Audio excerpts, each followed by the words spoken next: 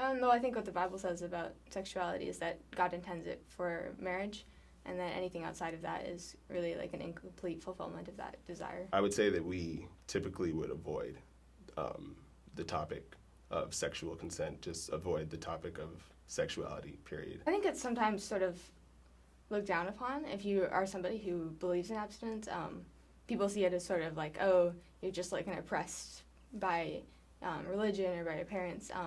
I think people oftentimes don't realize that that can be a choice that young people make for themselves, and they don't really give people like me the opportunity to explain why.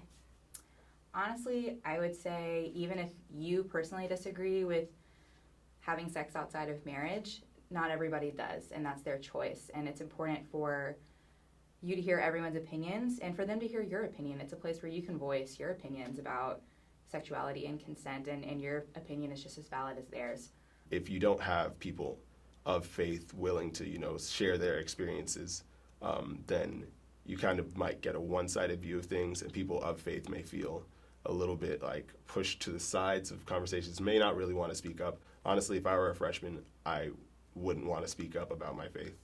In fact, I didn't my freshman year. You can make decisions for yourself, but that doesn't mean that someone at a party isn't going to make a decision for you that isn't the decision you would make for yourself. And so it's important to have those discussions too. The knowledge that this class is presenting is something that everyone if you're a human, you need to know this. I think it can help respecting people's beliefs, because obviously not everyone's going to believe the same thing, and we can't expect everyone to believe the same thing. But we also have to be respectful of what people believe without telling them that they're wrong.